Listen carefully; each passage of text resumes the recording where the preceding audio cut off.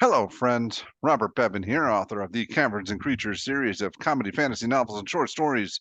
With me is Sam West, and it's another Warlock Wednesday, and we are going to cover the Invocation Cloak of Flies. This to me paints a clearer picture than any other invocation. This, this is creepy, scary stuff. If I'm Xanth, if go I'm for in a it. room with the guy that's doing this, I'm biting down on the cyanide capsule because I don't want to be there. I think Xanathar's Guide to Everything finally delivered on so many of the fantasy names promised in the invocations, like things like Armor of Shadows and Eldritch Mind and stuff. They ended up just being kind of like, like, oh yeah, that's a neat ability, but I don't really like. It doesn't bring the fantasy to life. Cloak of Flies brings the fantasy to life. Tome of Levestis brings the fantasy to life. Like you physically like have baked into the rules the flavor, and the mechanics match that flavor in a really cohesive way. It's excellent. I love them. Yeah, really, because I was reading through it. It said a bonus to charisma, and I said, "Whoa, how does that work?" With regard to intimidation checks and a penalty to charisma and everything else. Oh, okay, that makes a lot more Yeah. sense. So Cloak of Flies requires 5th level prerequisite, so you have to be a 5th level warlock to take it. As a bonus action, you can surround yourself in a magical aura that looks like buzzing flies. The aura extends 5 feet from you in every direction, but not through total cover. It lasts until you're incapacitated or you dismiss it as a bonus action. The aura, like you just said, grants you advantage on charisma intimidation checks and disadvantage on all other charisma checks. Any other creature that starts its turn in the aura takes poison damage equal to your charisma modifier, minimum 0 damage. Once you use this invocation, you can't again until you finish a short or long rest. So this is a new short rest resource that you get that lasts a minute. No concentration or anything, which is pretty sweet. I'm sorry, it doesn't just last for a minute. It lasts until you're incapacitated or you dismiss it. So you can just stick this up and just leave it on forever if you want to. And that's pretty cool. Yeah. Although you have to make sure you don't walk near like children or birds because they'll die instantly. But if Be you're the careful. sort of person that's casting or that's using Cloak of Flies, maybe that's what you want. And it could be. Could be. Leaving a trail of dead children and birds in your wake. Mm. We paint really lovely images here Hey, on the channel. this is not on us. We're talking Cloak of Flies. That's Ew. fair. This is like classic devil fiendish nonsense. This like really harkens to the old like disgusting filthy devils. Not these newfangled hot sexy red devils. No. These things are gross. They have weird talons and spikes where there shouldn't be spikes, and they smell horrendous, and they're covered in shit, and this is what Cloak of Flies is Worms part of that crawling out of fantasy. their hair. Yeah. Yeah. Exactly. And if that's the kind of devils you want, this is great. If you also just want a banger of an invocation, this is also great. Is it? Yeah. Okay. Talk more about that because flavorfully it's amazing, but I don't know. It doesn't seem that amazing mechanically to me.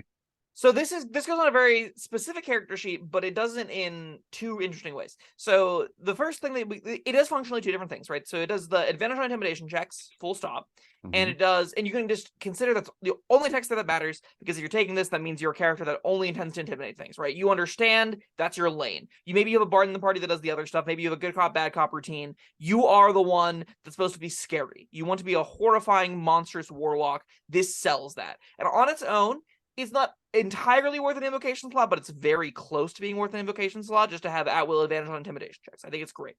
The second line of text that's very important is anything within 5 feet of you takes damage equal to charisma modifier at the start of its turns. It just takes it. No save, no nothing. On melee warlock builds, this gives you an area control AoE damage every single turn that scales with your charisma in a way that you often really want it to.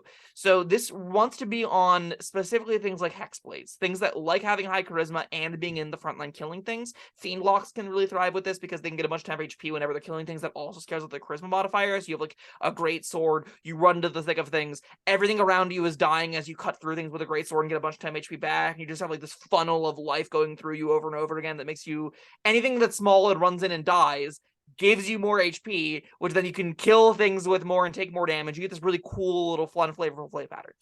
there aren't a lot of invocation that just flat boost your damage to any given character. A lot of things that like boost the martial builds are like Thirsting Blade, which is pretty good. That's like the one you always take as extra attack. But then you have the other ones that are like, I get a +1. That's not really where I want to be. Or it's like I can use a longbow instead, and it's like I don't really care about using a longbow. I want to kill things with my greatsword, and it puts you in this lane where you sort of run out of.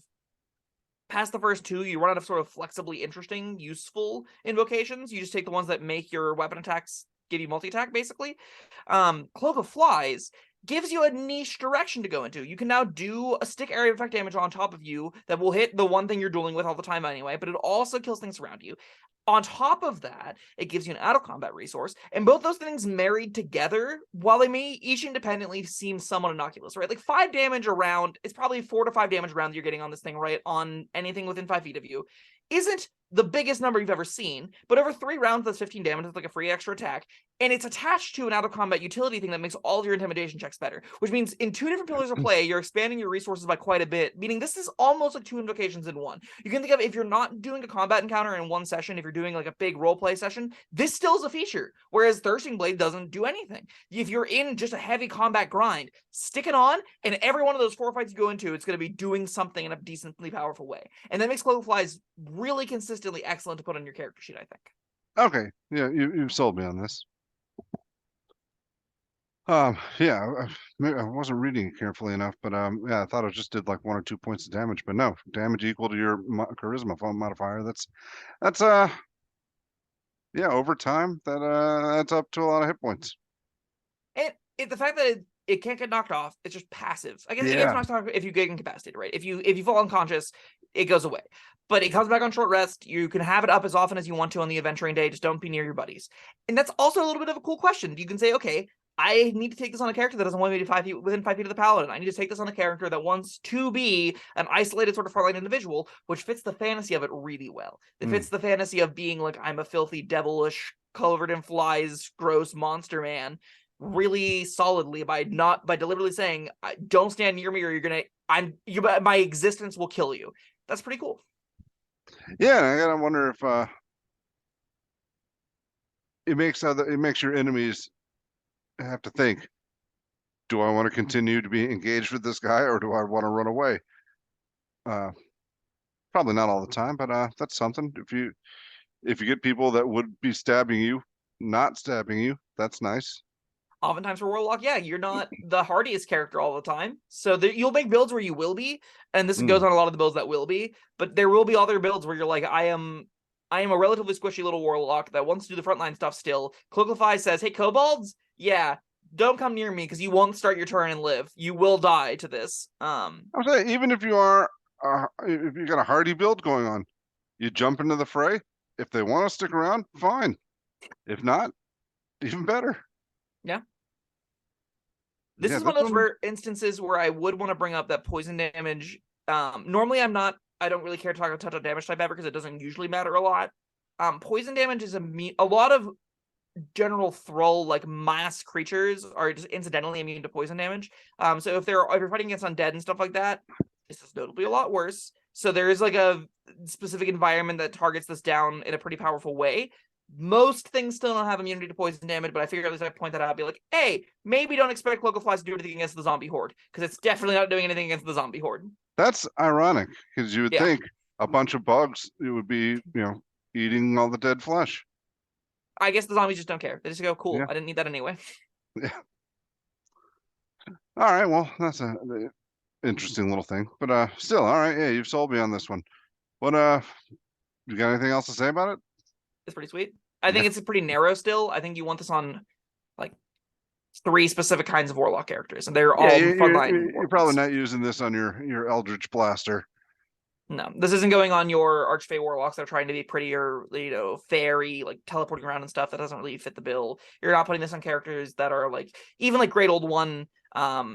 Most of the time the Great Old One builds are looking to do like mind control-y battlefield control stuff more so than this. They're trying to, if you're going for like an Eldritch Horror kind of fantasy, Cloak of Flies can be part of that. Like some of Eldritch Horror and incomprehensible, like what is happening is flies coming out of places that flies aren't supposed to come out of. But like at the same time, it's a little bit less useful on that character sometimes. The intimidation can still be great. So, yeah, I was going to say the intimidation Probably fits in well there. Yeah. It helps that Warlocks like to be like, I think one of the reasons Warlock is in general as a class is so popular is it is one of the most, my fantasy and lore is baked into what I'm doing, right? When you pick a fighter, you have to figure out what your backstory is. You have to figure out important NPCs in your life. You have to figure out what your motivations and stuff are. When you're a Warlock bound to a fiend as your class, like there's some archdevil that's telling you what to do, your roleplay is already right there on the table for you. You don't have to work really hard to find some cool stories, right? That's why I think a big selling point of the class and why I want the class to be better and why I try to create and help people figure out these are the ways you can make this class good, is so that people that come to it for its fantasy of Cloak of Flies, that come to its fantasy for working for a Seelie Fae of some, summer court somewhere, right, to fill in the fantasy of I would like to be a disciple of Cthulhu, please. Yes, that sounds great. I want the hooded cloak and I want the weird big black X over my face tattooed with the big glowing red eyeballs that creates weird colors and makes people go insane. I want that character. This is like on ramp to that, and there's ways to have success with it. Cloak of Flies is one of those ways to have success with it. Kind of wonder though, you're a Warlock, you got the Cloak of Flies, you're in a party. How are you getting along with these other party members? That's a very classic question what that is the any Warlock dynamic has there? to answer. Be like, hey, you work for Satan. Well, we can talk about that. I think this one more than most has to have that conversation though. Yeah. To be like, yeah, we saw you just killed a bunch of guys by just summoning flies out of your mouth. Are we gonna talk about that? Ah, all right. Well, you got a rating for this one? I think this is a 4 out of 5. I think this is a great invocation. I would recommend it. It's very narrow, and the damage isn't the most damage in the world. It doesn't scale particularly well. Like once you have a +5 charisma, it doesn't get better. And things start to have like 80, 90 hit points. It's like, okay, this really doesn't matter that much. Still, it'll always matter against little things, and the advantage intimidation check is still great. It comes early enough that you can get a lot of mileage out of it early in the game. Like you're gonna be like doing a third of some of the monsters you're fighting, like the lower tier monsters you're fighting that are like the mobs and stuff around you that there's tons of. You're doing like a third to half of their health every time they start their turn next to you. That's brutal for some encounters, so it'll be pretty good in those instances. All of it together, it's useful in and out of combat. I really can't ask for much more out of an invocation than this. This is great. Yeah, 4 out of 5 sounds about right. And for all the reasons you said. Cloak of Flies. All right, well, that was Cloak of Flies. Thank you, Sam, and thank you everyone for joining us. Let us know what you think in the comments. Till next time, bye-bye. Thank you for watching. If you found this helpful, informative, or entertaining, I'd really appreciate it if you hit the like button below. You needn't smash it, a gentle tap will suffice. If you want to see more videos like this, subscribe to the channel. And make sure you check out the links in the description, where you'll find my Caverns Creatures series of comedy fantasy novels, Sam's full review of the spell, and other fun things.